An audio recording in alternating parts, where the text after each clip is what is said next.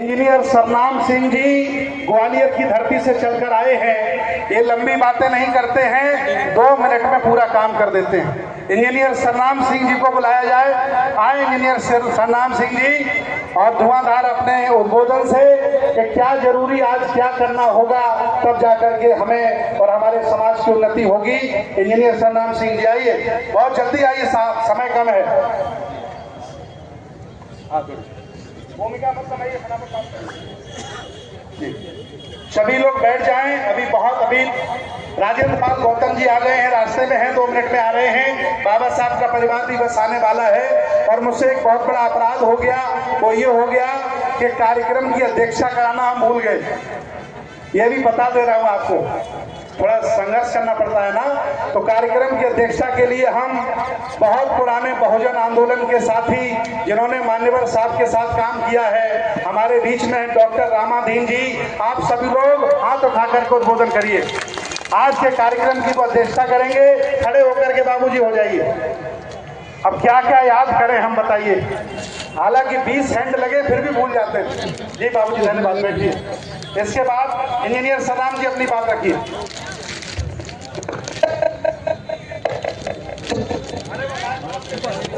होता हौसलों की उड़ान होती है। 14 अक्टूबर 1956 को विश्वरत्न बाबा साहब ने ये सपना देखा था कि हमें, यदि मैं 10 साल और जिंदा रहा तो भारत को, पूरा देश को बुद्धमय बना दूंगा। उसी कड़ी में हमारे परम आदरणीय भंते सुभद्रन जी ने ये प्रतिज्ञा ठानी है, ये संकल्प लिया है कि अगर बाबा साहब के सपने को पूरा करने के लिए मैं अपनी जी जान लगा दूंगा और इस देश को बुद्धमय बना दे के ही मैं सांस लूंगा। ये उन्होंने संकल्प लिया है। उनके लिए इनकी जितनी तारीफ की जाए वो कम है। अब देखिए साथियों, हमें करना क्या है। बाबा हेलो, बाबा साहब डॉक्टर अम्बेडकर ने, जो हमारे विश्वरत्न हैं, जिनकी वजह से हम आज ये मान सम्मान का जीवन जी रहे हैं, और उन्हें इसलिए किसी कवि ने लिखा है कि पहले पीने को पानी नहीं था, आज आरओ का पानी है। पहले रहने को झोपड़ी नहीं थी, आज महलों की जिंदगानी है। ये किसी देवी देवता का करिश्मा नहीं, ये हमारे बाबा साहब का संघर्ष, त्याग और कुर्बानी है, संघर्ष त्याग कुर्बानी है। साथियों, बाबा साहब ने अपने 4 बच्चों की कुर्बानी दे करके हमको इस देश का हुक्मरान बनाने का संकल्प लिया है। लेकिन चिंता और चिंतन की बात यह है कि 75 साल निकल गए, आखिर हम उस अंजाम तक क्यों नहीं पहुंचे। उसकी वजह यह है, दुनिया में तमाम कौशलकारी व्यवस्थाएं थी। कहीं रूस में दारशाही थी, अमेरिका में दासप्रथा थी, और अफ्रीका में रंगभेद था। लेकिन सभी वहां की व्यवस्थाएं ये नेस्तनाबूद हो गई और खत्म हो गई। प्रश्न उठता है कि 75 साल की आजादी के बाद भी ये यहाँ से ब्राह्मणवाद, जातिवाद खत्म क्यों नहीं हुआ। इसका बाबा साहब ने आपको 3 दवाएं बताई थी इस जातिवाद को खत्म करने के लिए, ब्राह्मणवाद को खत्म करने के लिए। वो 3 दवाएं थी। 13 अक्टूबर 1935 को सबसे पहली दवा कि दुर्भाग्य से मैं हिंदू पैदा हुआ, ये मेरे बस की बात नहीं है। मैं विश्वास दिलाता हूँ कि मरते समय तक मैं हिंदू नहीं रहूंगा।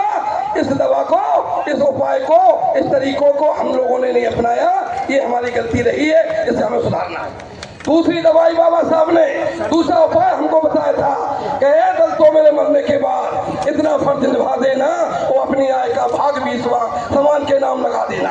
यानी जो आप कमाते हो उसका 20%, मतलब 20वां भाग 5% समान को दीजिए, जिसका आदरणीय भंते जी आप भंग कर रहे हैं। तभी जैसे हमारे मुसलमान भाई जकात के नाम पर देते हैं, हमारे सिख भाई सेवादान के नाम पर देते हैं, उसी तर्ज पर हमको अपनी आमदनी का 5% समाज को दान देने का संकल्प करना चाहिए। और अगर आप ये संकल्प आज ले लेते हैं तो मैं गारंटी से कहता हूँ कि भंते सुभद्रन जी, आदरणीय भंते जी, कुछ नहीं तो आपके 10 साल के भीतर आधा देश वो तुम्हें बना देंगे, इस बात की गारंटी है। आप ये प्रतिज्ञा कीजिए। तीसरी साहब बाबा साहब ने एक बात और कही थी, एक गोली ब्राह्मणवाद को मिटाने के लिए दी थी कि मैंने तुम्हें वोट का अधिकार राजा बनने के लिए दिया है, जो ब्रह्मा के ब्रह्मा से भी बढ़कर है। इसलिए अपने अमूल्य वोट को कभी खत्म, कभी दारू कमर साड़ी बर्बाद मत करना और किसी पर लोगों बर्बाद मत करना। ये 3 बातें कही थी। और इसलिए क्योंकि बहुत वक्ता है, मैं अपने समय का ध्यान रखता हूँ, मैं आपसे कहूंगा कि बिना मेहनत के दुनिया में कोई काज नहीं होता, बिना मेहनत के दुनिया में कोई काज नहीं होता। वो हर उड़ने वाला पक्षी बाज नहीं होता, और जो कौम संघर्ष नहीं करती है उसके सर पर कभी ताज नहीं होता। और आपको एक और बता दूं, जो अंतिम बात है, हमारी कमी कहाँ रह गई? हमारे मुसलमान भाई पैदा होने के बाद मुसलमान बनाते हैं, हम सिख भाई पैदा होने के बाद सिख बनाते हैं, ईसाई भाई पैदा होने के बाद सिख बनाते हैं, हम बौद्ध है वो बनते हैं 14 अप्रैल बुद्ध पूर्णिमा को। ये हमारी गलती है। इसलिए उपस्थित समाज को मैं निवेदन करना चाहता हूँ और ये उनसे गुजारिश करना चाहता हूँ कि हर संडे को आज ये संकल्प लेके जाएं कि हर संडे को अपने बच्चों के साथ बैठ करके पंचील और 22 प्रतिज्ञाएं करेंगे। कोई दुनिया की ताकत अगर आप करने लगे तो आपके अंजाम को नहीं हो सकता। अब अंतिम बात कि धरा बेच देंगे, गगन बेच देंगे, एक मिनट, हम तो धरा बेच देंगे, गगन बेच देंगे, लहरता हुआ चमन बेच देंगे, वो पतन के बहुने लगन खो गए तो ये मनवादी बटन बेच देंगे, बटन बेच देंगे। नमो बुद्धाय, जय भीम, जय भारत, जय संविधान। बहुत बहुत धन्यवाद, बहुत बहुत धन्यवाद। बड़ी खुशी की बात है, हमारे बीच में इस कार्यक्रम के जनक राजेंद्र पाल गौतम जी आ गए हैं। आपको याद हो, बाबा साहब की 22 प्रतिज्ञाएं की वजह से आपको मंत्री पद गंवाना पड़ा था, याद है कि नहीं है? ये बहुत बड़ा त्याग था उनका जीवन का, वो हमारे बीच आ गए हैं। आदरणीय राजेंद्र पाल गौतम जी, आइए, अभिवादन करिए सभी लोगों का।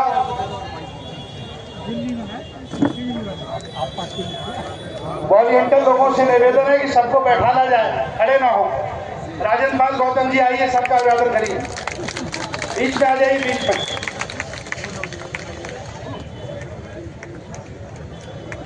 इसके बाद ये लोग तैयार रहें, आदरणीय गौतम साहब बैठिए। इसके बाद तैयार रहें वीरेंद्र अहिरवार जी रेलवे, सत्यपाल जी अध्यक्ष रेलवे, मनोहर कुशवाहा जानकी अस्पताल, इंजीनियर बिहारी लाल कुशवाहा, ओम प्रकाश अशोक, NS कुशमाकर और गंगाराम चौधरी साहब और JP चौधरी साहब, JP जाटव साहब, इतने लोग तैयार रहें। ये गाना एक हो रहा है बिटिया का, ख्वाहिश बिटिया के गीत हो रहा है, या हर्ष का जिसका भी एक गीत होगा। इसके बाद ये लोग तैयार हैं, इनको सम्मानित किया जाएगा। सभी लोग सम्मान करें। आ जाए, आइए जल्दी सब।